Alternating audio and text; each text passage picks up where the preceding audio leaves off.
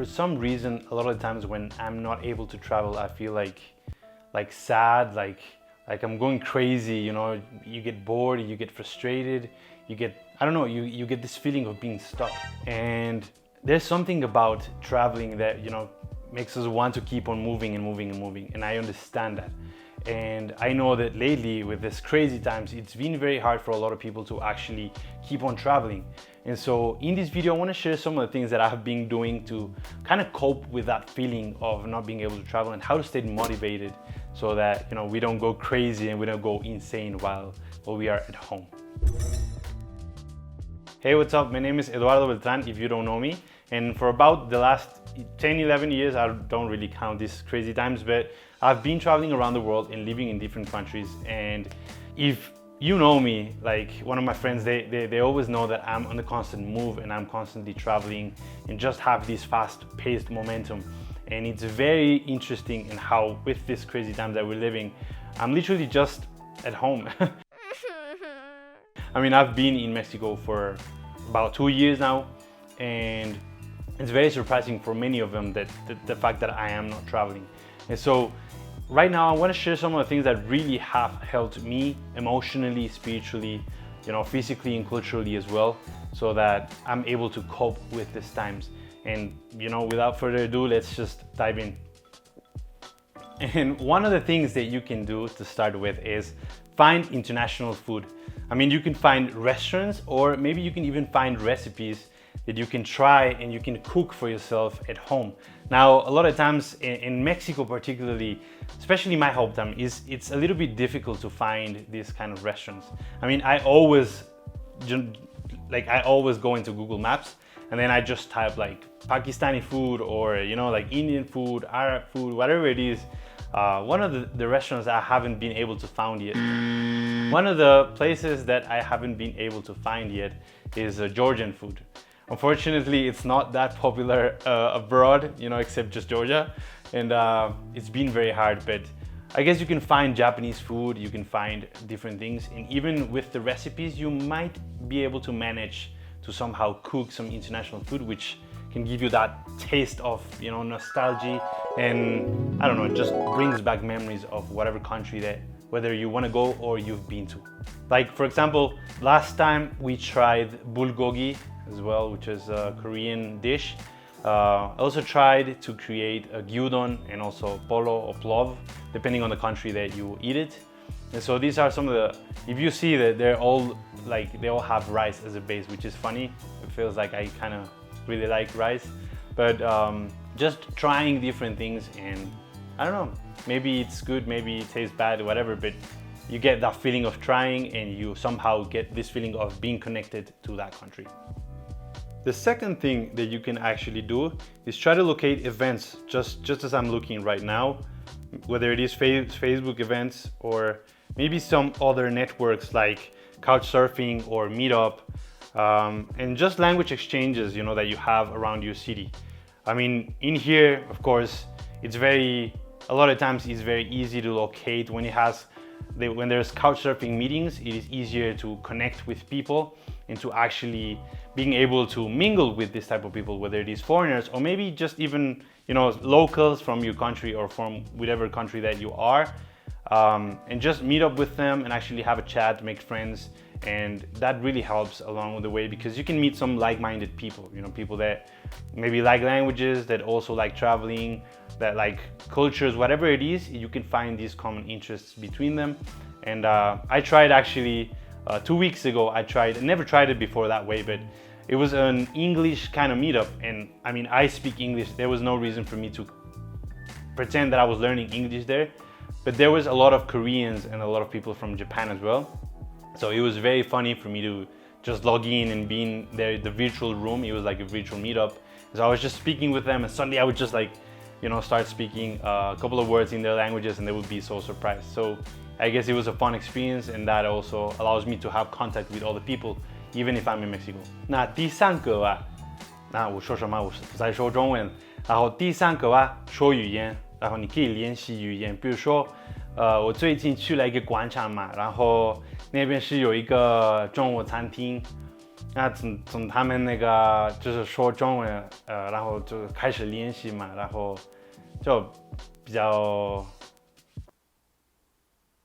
I don't know. Let's just keep it in English for now because I don't want to complicate myself. But one of the points that I'm trying to make here is you can actually get to find people even in a country where it's very little or very small. You can find people that speak some of the languages that you want to learn or you learn or speak already. I think particularly in Mexico, it's very peculiar that I go to the restaurants, like I go, okay, maybe Chinese restaurants, they do have Chinese people, but a lot of times I go to a different restaurant, like Indian restaurant, and then there's Mexican people back there at the kitchen. And I go to a Japanese restaurant and there's Mexican people cooking, right?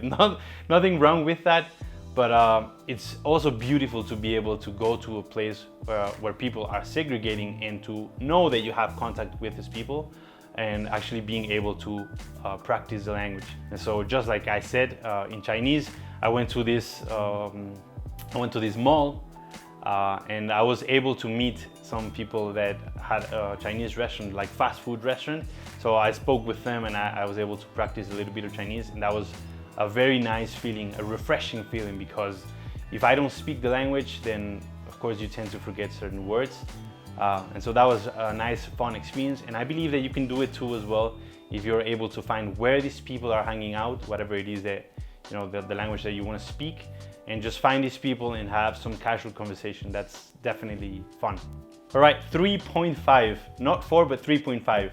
One of the things I want to tell you is if you enjoy this type of content, I would love for you to leave a comment and also tell me what it is that you like so I can create more content like this.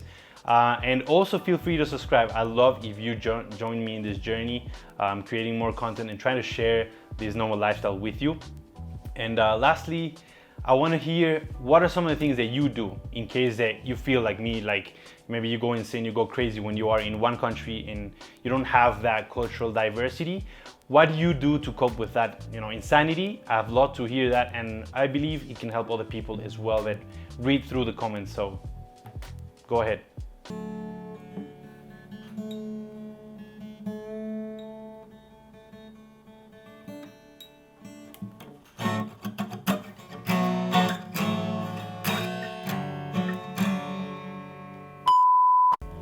All right, so number 4, if I'm not mistaken, after 3.5, number 4 would be to actually listen to international music. Now, there's so many resources out there that you can use.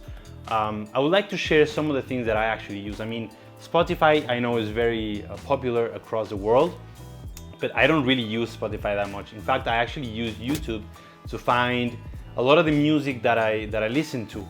And I listen to Turkish music, I listen to like Russian music, Japanese music, Chinese music, all kinds, even Pakistani music. There's so many good songs and beautiful music that you can find, from all around the world. And I think it's just about defining, which genres you like or which type of music you like, and then just, research there, little here and there. And I also have so many things that I can share with you. If you want, some of my music, just comment down below and I'll share it with you. And even playing guitar or playing whatever instrument, learning music in that language. So one of the resources that I actually use to not only to learn the language, but also to be able to learn the song along is something I call lyricstranslate.com. And so whenever I have a song that I like, I literally just play it in YouTube, and then I go to lyricstranslate.com, I try to find the lyrics, and I also translate the song as I go and kind of stop it, and that way I get to see which words mean what, things like that. It's pretty helpful. And even a cooler resource that you can use is radio. And if you're wondering how many O's there is, there's 5 O's after the radio. So it's radio5s.com. And you can actually go there. It's pretty cool. It's like a map of the world, and what you could do is just scroll around and try to like choose a country, and then literally you just zoom in and then you choose.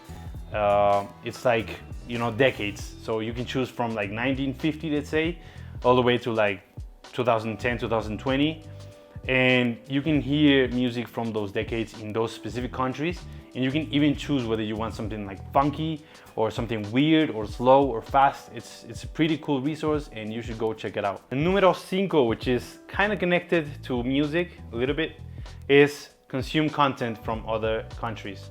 Now, a lot of times we may use YouTube, but we stick to listening to things that happen in our country, in our language, whatever it is. And I feel like if we stick to, even from YouTube, sometimes I set my country as, let's say, Hong Kong, and then you get like local Hong Kongese news and things like that. You can do that and you can start seeing different type of content that you would never see otherwise.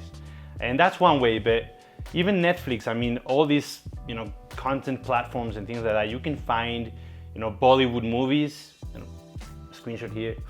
Yeah, you can find all types of movies and even use that for the language learning as well. But I think most importantly, it's about consuming that content just as maybe the locals would do. And that way you'll be able to have a different perspective and a different view of that country. And I think overall, even like, I don't know, let's say you like anime, you can find local places where you can actually consume that anime that maybe wouldn't be found otherwise in other common platforms. And so one of the resources that I use a lot, I want to share this with you as well, is photocall.tv. Photo as in like photography, photocall.tv, and you can actually get to see a lot of real-time TV. And I think they have a lot of channels in Spain, but mostly is international as well. They have international, even radio, sports, all types of content that you want to see.